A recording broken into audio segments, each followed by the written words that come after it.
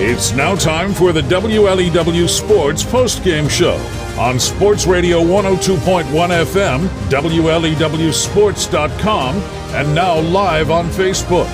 Presented by Sure Health. And welcome to our WLEW Sports Postgame Show on Sports Radio 102.1, live and worldwide at WLEWSports.com, and also now live on Facebook Live. You're looking at our smiling faces, probably best suited for radio, but so be it. Yes, we're expanding our services and reach here on the WLEW Sports Network.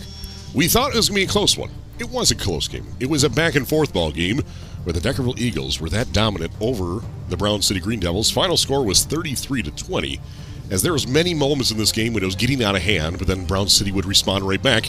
Dave Hansen, walk us through those details. Yeah, first quarter, though, was all Deckerville. It was Brandon Salowitz on a 16-yard touchdown run. The Mark Donker extra point was good. Later in the quarter, Brandon Salowitz would score again, this time from 55 yards away. The Donker extra point was wide left. In the end of the first quarter, it was all Eagles, 13-0. Second quarter, early, 80-yard touchdown run by Lawson Cooper, the quarterback for Brown City. The two-point conversion was no good, and it's 13-6. A 2-yard touchdown run for Brandon Salowitz would extend the Deckerville lead. Donker would make the extra point. It's 20-6 with 22 seconds to go in the half. I highlight that because the ensuing kickoff is muffed, but Halliburt's able to pick it up, reverse fields, and take it 77 yards for Brown City to score before the half is over to take us to halftime score 20 to Brown City's 12. Third quarter, just one score. Flanagan hits Brandon Salowitz on a 4th down and 5, a 26-yard touchdown pass, diving catch in the end zone. Yep. The extra point is good, and we have a 27-12 lead for Deckerville at the end of the third quarter.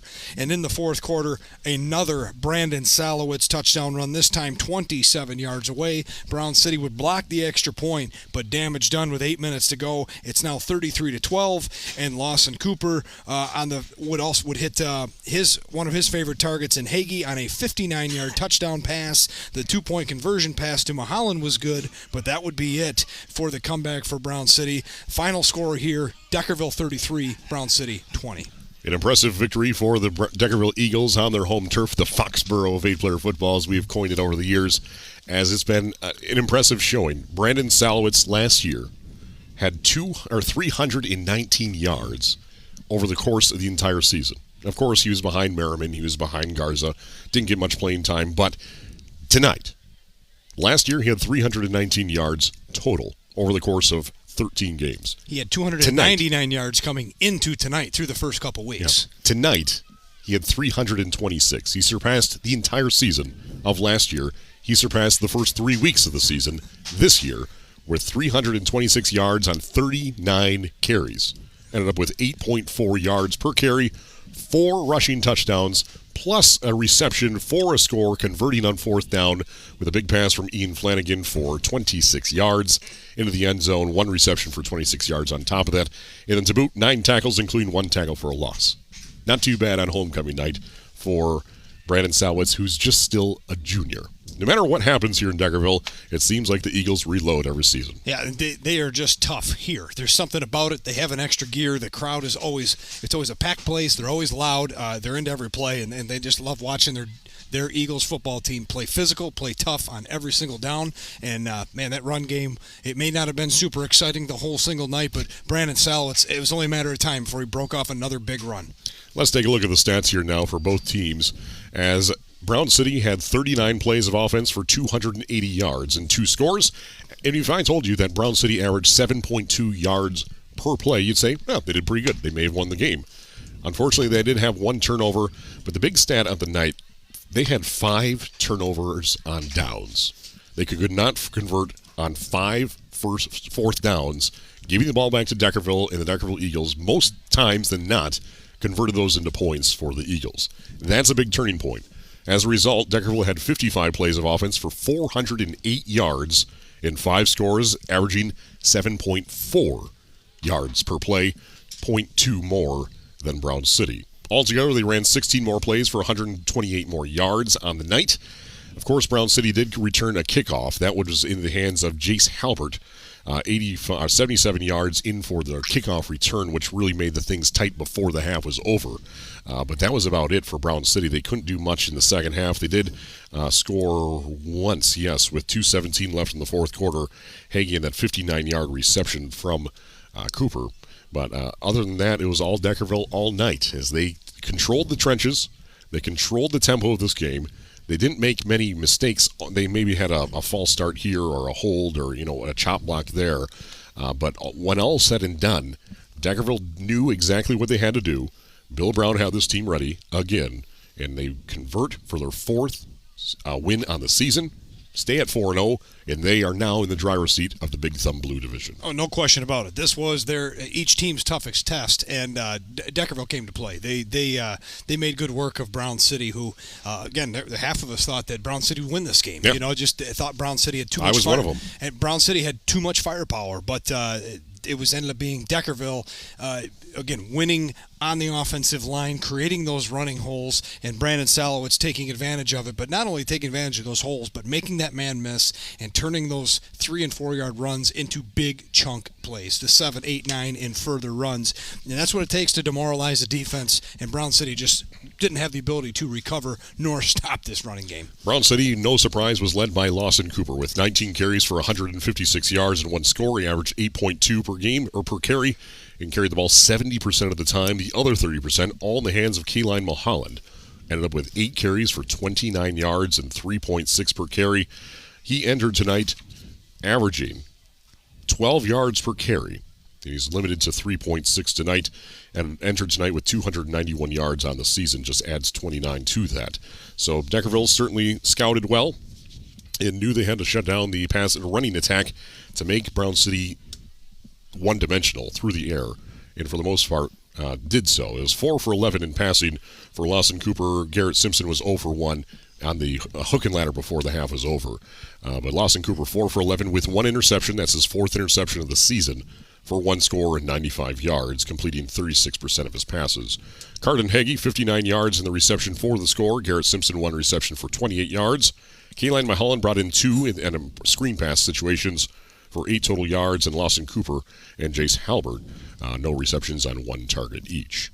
On Deckerville's side of things, 51 carries for 371 yards and 4 scores, averaging 7.3 yards per carry tonight.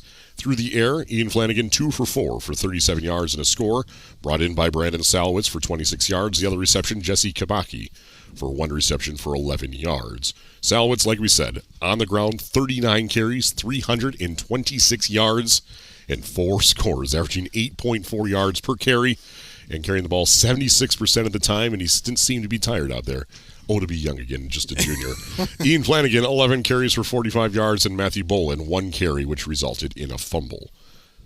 Impressive numbers for Deckerville. Yeah, well, yes, they have some things to clean up. Obviously, 6 penalties is too many. They had a couple. Most of those were on special teams, though, I will say. Yeah, they did. Yeah, but still, that's not. Yeah, that shouldn't happen. They're defending the championship, right? So they want to run it back. Those are the things they got to clean up. They had a couple turnovers. They had that strip at the end of the game. Those are things you just got to clean up. But never perfect. But they were excellent this evening everywhere else.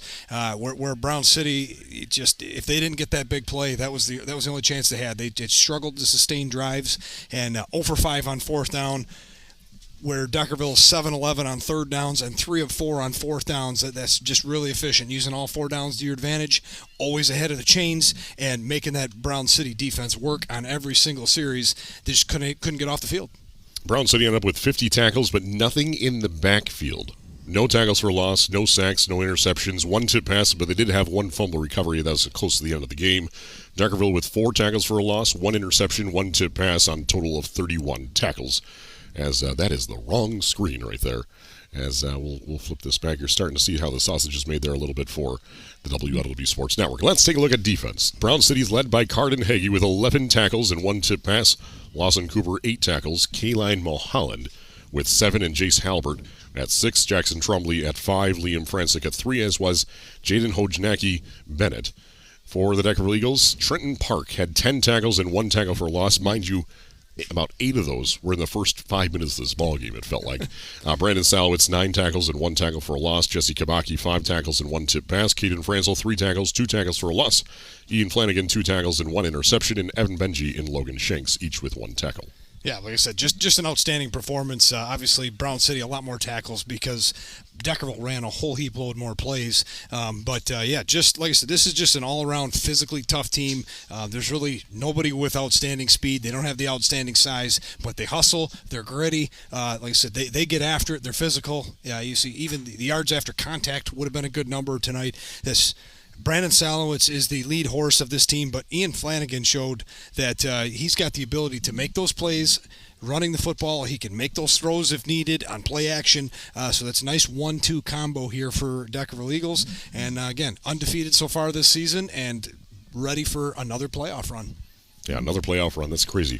It's week 4, and already the cards are starting to line up for the Deckerville Eagles, as is the Brown City Green Devils. The beauty is Deckerville's in Division 2 of 8-player football. Brown City's in Division 1 of 8-player football. So they won't even meet each other in the playoffs, meaning they can't knock each other out in the early rounds here, perhaps the regional round or even before. So exciting times for both teams. It's not time to burn the boats for Brown City by any means. You just ran into a very stout defense and a very stout offense, again, from Deckerville. And last year was a 30-28 victory for Deckerville. They had to come from behind in that game. This year, it was all Deckerville early, never trailed in this ball game. As a result, we're going to secure their 4th victory of the season. Yeah, and for Brown City, it's how you respond, right? So they got beat up a little bit tonight. They saw what a really good playoff team looks like, good learning experience. I fully expect them to bounce back, and I wouldn't want to be their opponent next week. Yeah, that would not be favorable for you as they now travel back home to take on Kingston. That'd actually be a pretty solid game. Yes, absolutely will be. Yep, they have to play well to beat them. They have 2 games, home against Kingston, then home against Dryden before returning to the road to Mayville and at Bad Axe before Brigman to round out the regular season. Deckerville now alternates. Actually, their whole season alternates home and away, as they are now home against Brown City, on the road next week at Mayville, home against Memphis, at Kingston, home against Capac, then at Alcona. So they better get on the road about tomorrow at 10 a.m. to make that game. Yeah, no kidding. But really nothing for them until they play at Kingston. That could be a little bit of a challenging game for Deckerville, but otherwise some smooth sailing for them. So, Dave Hansen, I think we know the answer. Let's talk about it. It's time to name the Ameriprise Financial Player of the Game. Yeah, we don't have to look too far than number 2 for Deckerville, Brandon Salowitz, 326 yards on the ground on 39 carries, averaged 8.4 yards per carry. He had 4 touchdowns, and to boot, he caught a pass for 26 yards that also went for a touchdown, so 5 total touchdowns on the evening. Also, was the second leading tackler with 9 tackles, one of them for loss. It was definitely the Brandon Salowitz show here for the Deckerville Eagles at homecoming, so congratulations to him on being our Ameriprise Financial Player of the Game. Brandon Salowitz, 39 carries, 326 yards, and 4 scores on the ground. Another reception through the air for another touchdown from 26 yards. And then the second leading tackler for the defense on Deckerville, 9 tackles, including 1 tackle for a loss. And we will get this to him at some point. They are in production right now, thanks to a great partnership with Larson Graphics in Caro. You'll be able to see it on Facebook Live right here, as we have some T-shirts being made right now, thanks in part to Larson Graphics. The Player of the Game T-shirts will be distributed to every player of the game from 2025 and hopefully moving forward. Absolutely. So, very excited about that. Appreciate that. That's thanks to Eric Vrabel over there. He's a great guy and great supports the community in every sense. So very excited about that. And Dave, we also have a very exciting. We've got a few other things to talk about as well as other area games, but starting next week, not only can you listen to the WLW Sports Network, but now you can also watch the WLW Sports Network. Thanks to Kevin Streeter at Thumb Audio Video. Next week, if you have an NFHS subscription, wherever the WLW Sports Network goes, so does the Thumb Audio Video with NFHS Network. So now you can watch and listen to the game like you're listening to the radio. All the ads will be there. Clark and Dave will be there. Doug and Dan, as well as Kendall. I know that's a downside. But then we, of course, thanks to Kevin Streeter, is going to be presented by Sure Health moving forward. Anywhere we go, Kevin Streeter and Thumb Audio Video will be there as well. Yeah, we're excited about that. We had a little taste of it just a few weeks ago when we traveled for the Harbor Beach game out in Davison High School. And that was a great experience there. And he's a great guy. Got to meet him myself that day. And the guy is a genius when it comes to this stuff. So we're lucky to have him. We're looking forward to working with him the rest of the season. And I hope you all enjoy it too. So Deckerville won by 13 points tonight. And we had the score right in that range where it came down to the last second. It looked like Kendall Anthos was going to walk away with it. He took Deckerville by 20 points. But it's Dan Banky who took Deckerville by 7 points, which means he is closer by 1 point over Kendall Anthos. So now Dan Banky takes the lead in the media round table, now with 2 victories as he took Deckerville 35-28, the final score 33-20. And so Dan Banky secures the second victory in the media round table presented by Sure Health. Yeah, congratulations, Dan. A great pick there. And like I said, that 2-point conversion was big for you at the end for Brown City. But that's the way the ball flopped for you there today. So great work on that call. Now let's take a look at other area scores across the way. Dan Banky hurriedly tallied these up for us. We'll start in 8-player football. Of course, our game here, 33-20, Deckerville over Brown City at home. North Huron over CPS at home as well, 68-20. All Saints on the road at Peck.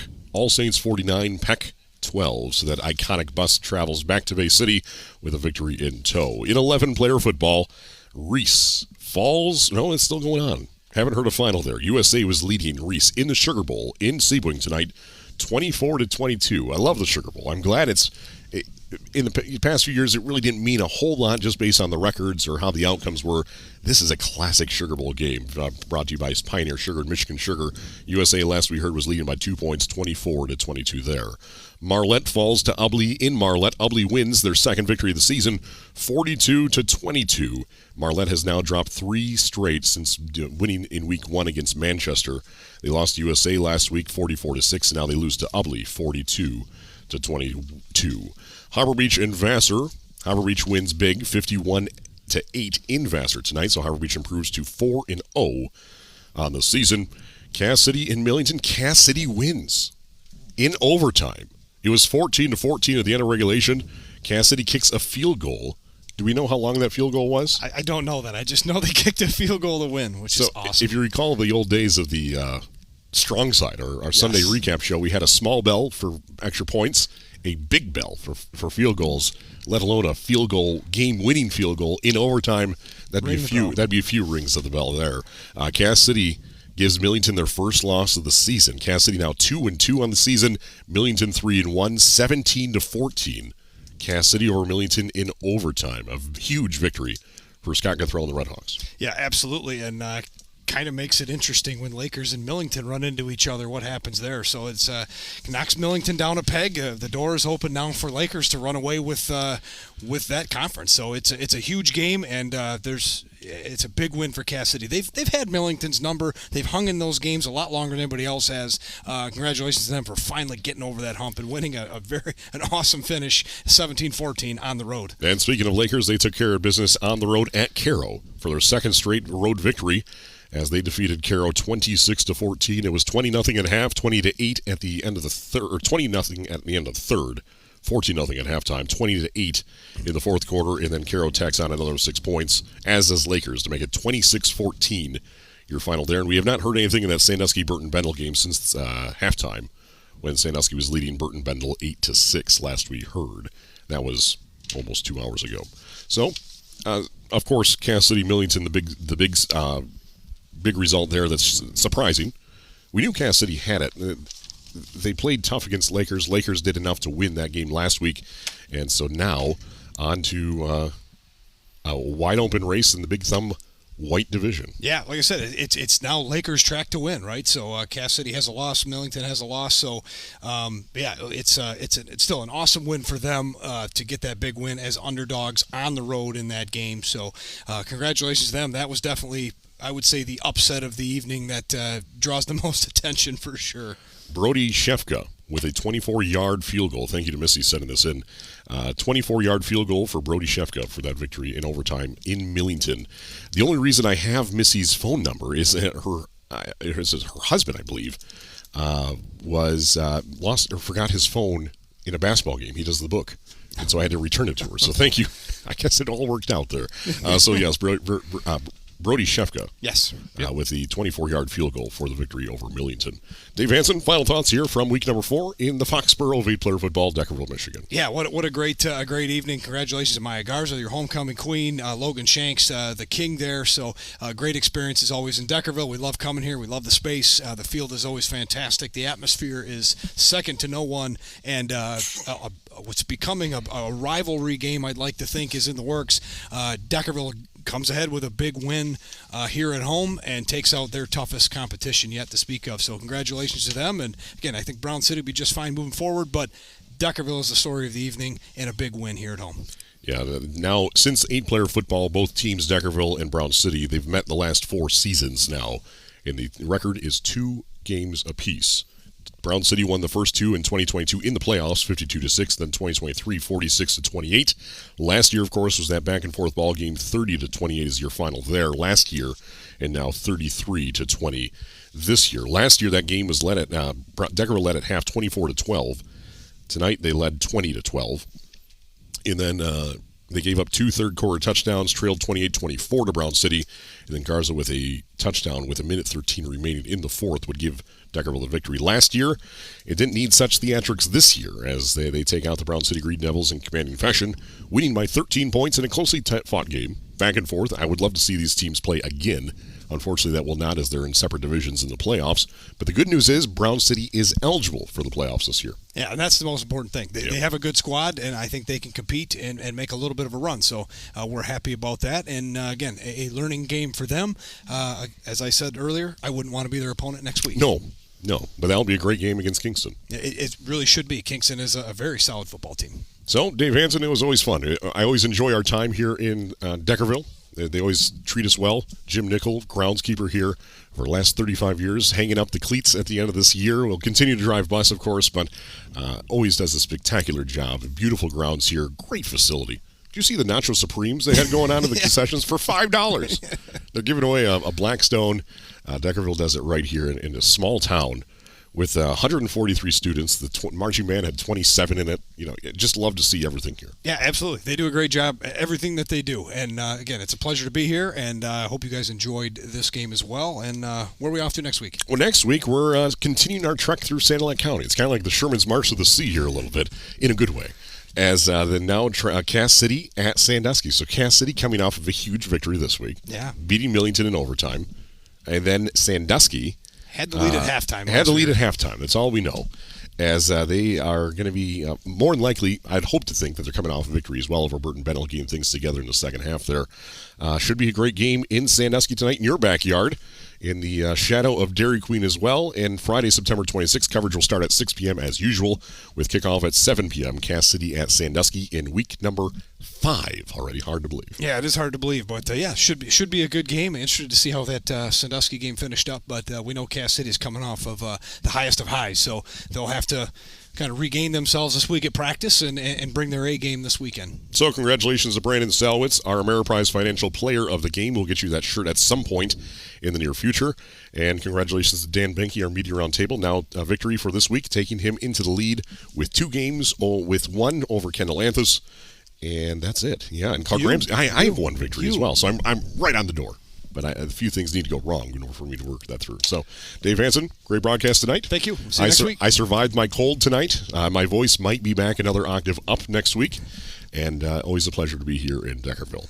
Tonight's game broadcast was brought to you by Thumb Sailor and AVS Broadband, Kotick Radiator and Air Conditioning of Bannock's, Rainy Sunny Center, 269 Guns, North Star Bank guiding the way, Countryside Sales and Service, Dia Services of Cass City, Thumb Bank and Trust, Thumb Electric and TEC Fiber, Harbor Beach Community Hospital, a proud partner of Sure Health, Thumb Printing Professionals of Palms, Aspire Rural Health System of Deckerville Community Hospital, Wessel's Enterprises, Brown's Marketplace, and Sure Health. Better health, better life. Are you sure?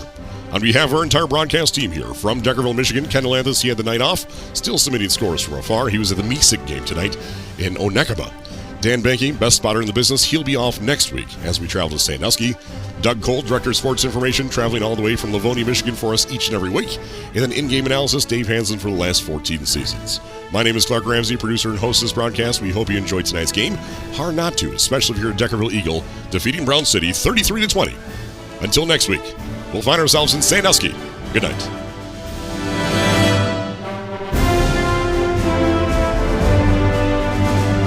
This has been a presentation of the WLEW Sports Network, powered by AVS Broadband. On Sports Radio 102.1 FM and live and worldwide at WLEWsports.com. Like us on Facebook and follow us on Twitter. Just search for WLEW Sports. Your home for high school football is the WLEW Sports Network.